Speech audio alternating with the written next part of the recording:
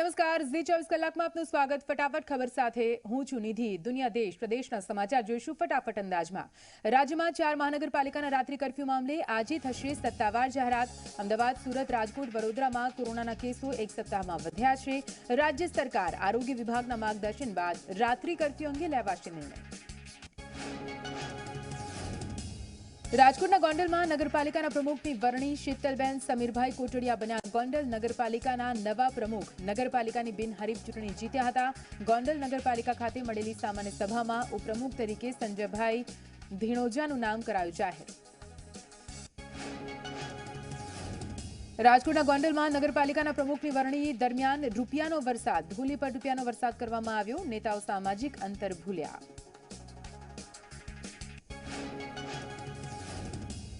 ખેડાની 5 પાલિકામાં પ્રમુખ અને ઉપપ્રમુખની વરણી નડિયાદ, કણઝરી, ઠાસરા, કપડવંજ અને કઠલાલ પાલિકામાં વરણી કરાઈ।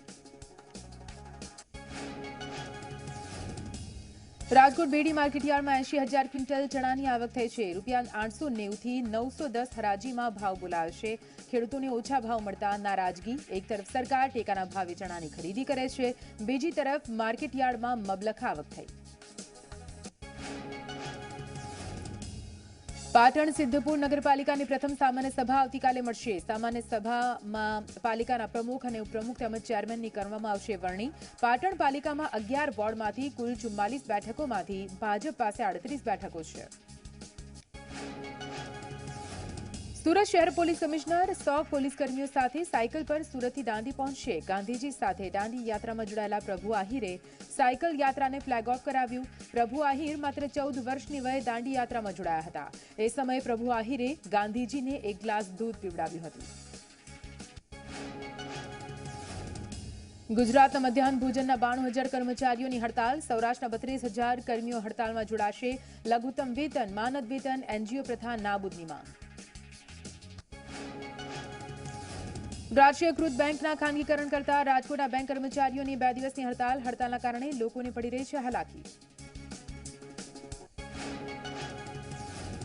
રાષ્ટ્રીયકૃત બેંકોનું ખાનગીકરણ કરાતા જામનગરમાં પણ બેંક કર્મચારીઓનો વિરોધ। 3,500 કર્મચારીઓએ 2 દિવસની હડતાલ પર ઉતરતા કરોડો રૂપિયાનો વ્યવહાર ખોરવાયો।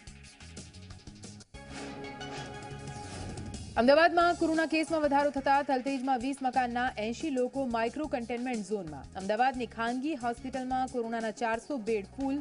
છેલ્લા 24 કલાકમાં રાજ્યના 810 લોકો કોરોના નવા કેસ નોંધાયા છે। સુરતની સ્કૂલો કોલેજોમાં કોરોનાનો રાફડો ફાટ્યો છે। 80 થી વધુ કેસ અત્યાર સુધી નોંધાયા। કોરોનાની ગાઈડલાઈનનું પાલન કરવા આદેશ આપવામાં આવ્યા। ગાઈડલાઈનનો ભંગ કરનાર સ્કૂલ બંધ કરાશે।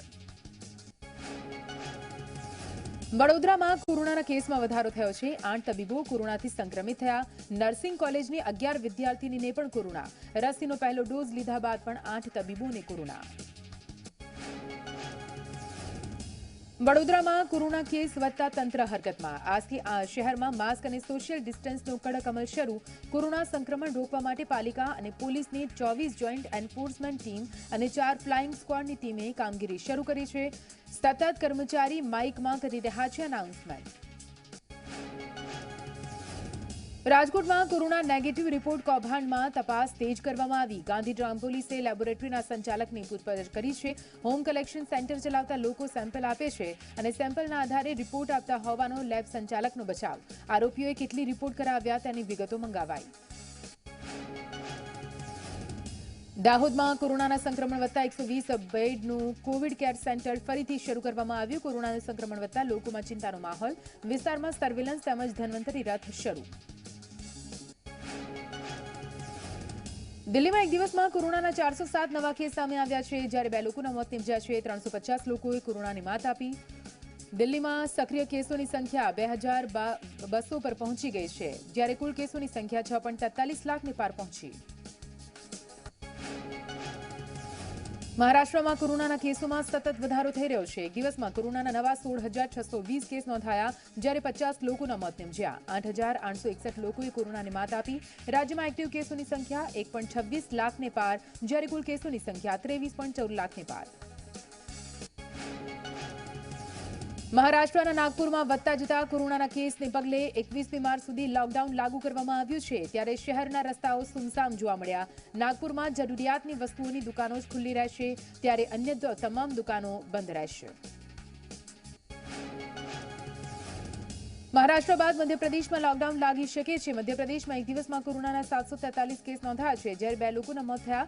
વધતા કોરોનાને પગલે સરકાર કડક નિયમો બહાર પાડી શકે. સીએમ શિવરાજ સિંહે તેના ટીમ રાત્રિ કર્ફ્યુ અને અન્ય કેટલાક મુદ્દે ચર્ચા કરવા માટે નિર્દેશ આપ્યા છે. દેશભરમાં છેલ્લા એક અઠવાડિયામાં કોરોનાના કેસમાં 33% જેટલો વધારો નોંધાયો. કોરોનાથી મૃત્યુ પામનાર લોકોની સંખ્યા 6 અઠવાડિયામાં સૌથી વધારે 28% જેટલી વધી છે. રવિવારે 16,620 નવા કેસ સામે આવ્યા. 30મી સપ્ટેમ્બર બાદ એક દિવસમાં સૌથી વધારે કેસ છે. વૈશ્વિક પોલીસ એજન્સી ઇન્ટરપોલના મતે કેટલાક સંગઠિત ગુનેગારો જૂથો નકલી વેક્સિનનો વેપાર કરીને કરોડો રૂપિયા કમાઈ રહ્યા છે. આ કેસમાં 80 લોકોની ધરપકડ સાથે નકલી રસીના 2,400 ડોઝ જપ્ત કરવામાં આવ્યા છે. આ છેતરપિંડી આવનારા સમયમાં વધવાની આશંકા પણ વ્યક્ત કરવામાં આવી છે. ભારતમાં કોરોનાના કેસની સંખ્યામાં વધારો થયો છે. એક દિવસમાં કોરોનાના 26,291 નવા કેસ નોંધાયા, જ્યારે 118 દર્દીઓના મોત થયા, જ્યારે 1,07.07 લાખ કોરોનાના ટેસ્ટ કરવામાં આવ્યા. અત્યાર સુધીમાં કોરોનાના ટેસ્ટની સંખ્યા 22.74 કરોડને પાર પહોંચી. ભારતમાં કોરોના સામે રિકવર થયેલા દર્દીઓની સંખ્યા 1.10 કરોડને પાર પહોંચી છે. એક દિવસમાં કોરોના સામે 17,455 લોકો રિકવર થયા, ત્યારે દેશમાં રિકવરી રેટ 96.75%એ પહોંચ્યું. બીજી તરફ અત્યાર સુધીમાં 2,99 લાખથી વધુ લોકોને વેક્સિન આપવામાં આવી. ભારતમાં કોરોનાના કેસમાં 1,13,00,000ને પાર કેસ પહોંચ્યા છે. અત્યાર સુધીમાં કોરોનાથી દેશમાં 1,58,000થી વધુ દર્દીઓએ જીવ ગુમાવ્યો. આ સાથે અત્યાર સુધીમાં કુલ 1,10,00,000થી વધુ દર્દી સ્વસ્થ થયા.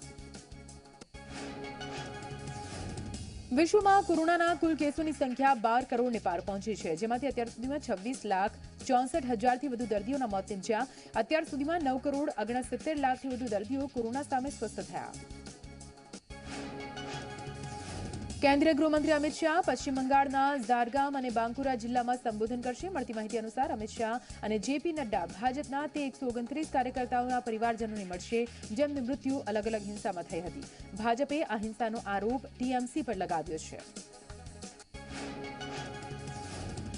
પશ્ચિમ બંગાળના ચૂંટણી મેદાનમાં મમતા બેનર્જી ઉતરશે. પુરુલિયામાં મમતા બેનર્જી 2 રેલીમાં લોકોને સંબોધન કરશે. પહેલી રેલી બાઘમુંડી ઝાલદામાં થશે, જ્યારે બીજી રેલી બલરામપુરના રથથલા ગ્રાઉન્ડમાં થશે. વ્હીલચેરમાં મમતા બેનર્જી જનસભાને સંબોધન કરશે.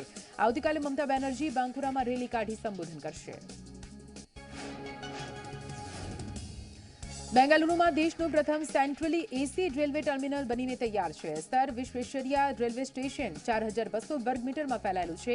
સ્ટેશનના નિર્માણ માટે 314 કરોડનો ખર્ચ થયો છે. અહીં 60 પ્લેટફોર્મ બનાવવામાં આવ્યા છે. સાથે escalators, lift, VIP lounge, food court સહિતની તમામ સુવિધાઓ આપવામાં આવી છે. દિલ્હીમાં ગરમીમાં વધારો થશે. આગામી દિવસોમાં દિલ્હી એનસીઆરમાં ગરમીમાં વધારો થશે. હવામાન વિભાગ અનુસાર દિલ્હીમાં ગરમીનો પારો 35.35 ડિગ્રી સુધી પહોંચી શકે છે. ગરમી તો વધશે, પરંતુ ગુરુવાર અને શુક્રવારના દિવસે ભારે પવન સાથે વરસાદ પડે તેવી પણ સંભાવના છે. સપ્તાહના અંત સુધીમાં ગરમીનો પારો 36 ડિગ્રી સુધી પહોંચી જશે.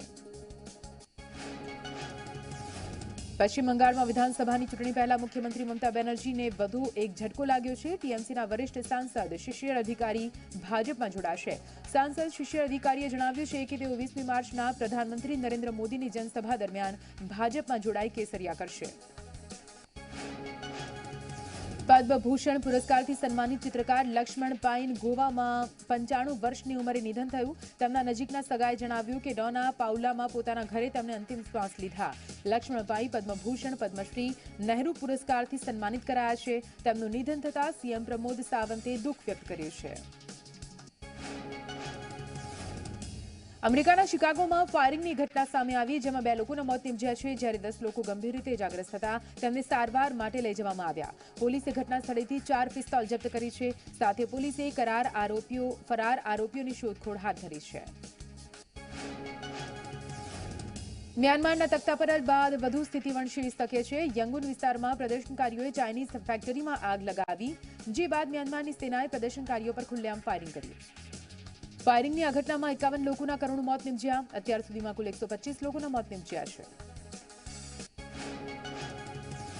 સ્પેનના મેડ્રિડમાં પોલીસે 12 શખ્સોની ધરપકડ કરી છે। 600 કિલોગ્રામ કોકેનનો જથ્થો ઝડપી પાડ્યો છે। પોલીસે સમગ્ર શહેરમાં અત્યાર સુધીનો સૌથી મોટો ડ્રગનો જથ્થો જપ્ત કર્યો।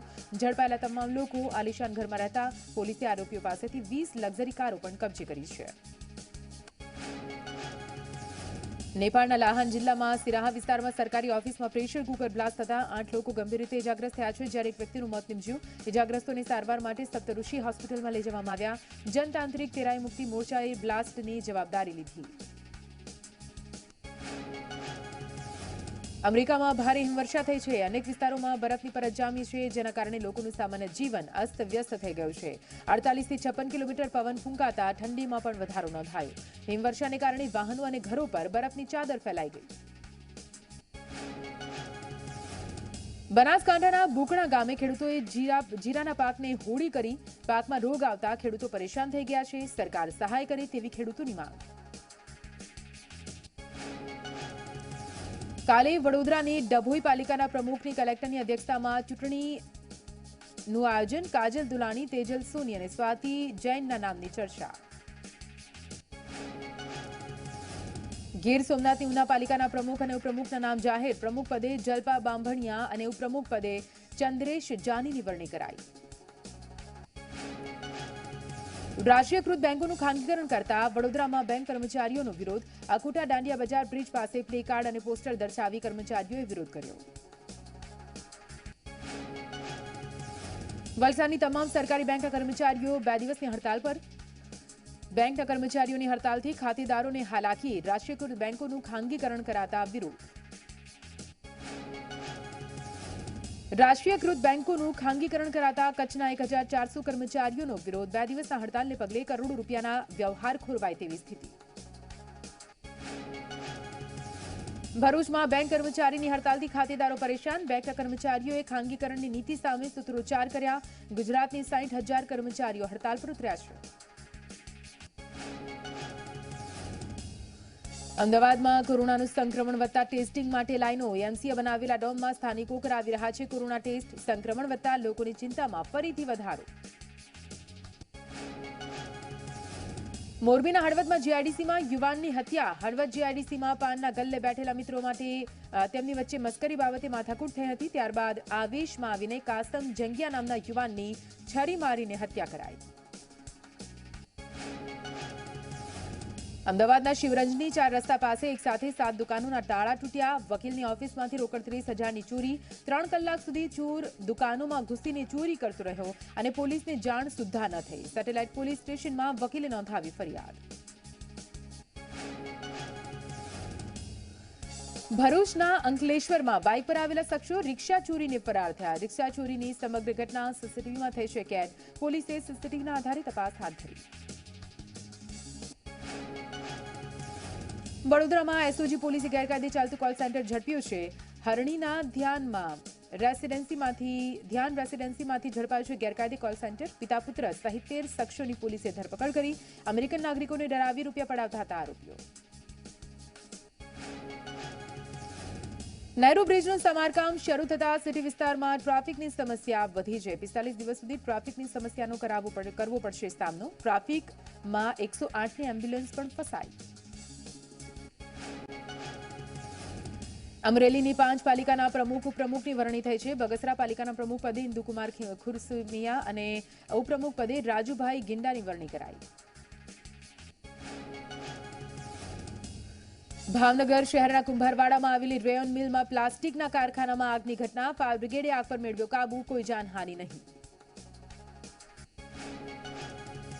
સુરતના બારડોલીમાં નાગરિક સહકારી બેંકની 3જી શાખાનું ઉદ્ઘાટન। બેંકના નવા વરાયેલા પ્રમુખે મહેમાનોનું સ્વાગત કર્યું। ધૈર્યરાજસિંહ રાઠોડને ગંભીર બીમારીનો સામનો કરી રહ્યા છે। ધૈર્યરાજસિંહ રાઠોડની મદદ કરવા માટે ભારતીય ક્રિકેટર રવિન્દ્ર જાડેજાના પત્ની અને સામાજિક કાર્યકર રીવાબાએ પણ અપીલ કરી।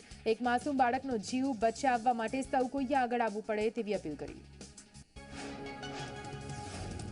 50 લાખથી વધુ લોકોએ લીધી સ્ટેચ્યુ ઓફ યુનિટીની મુલાકાત. તમામ વય જૂથ માટે એસઓયુ બન્યું છે આકર્ષણનું કેન્દ્ર. નર્મદા નિગમના ચેરમેન ડોક્ટર રાજીવ કુમાર ગુપ્તાએ આપી માહિતી. આજે શેરબજાર ઘટાડા સાથે ખુલ્યું છે. સેન્સેક્સ 143.14 અંકના ઘટાડા સાથે 50,668.94 પર ખુલ્યું, જ્યારે નિફ્ટી 31.80ના ઘટાડા સાથે 14,999.20 પર ખુલ્યું.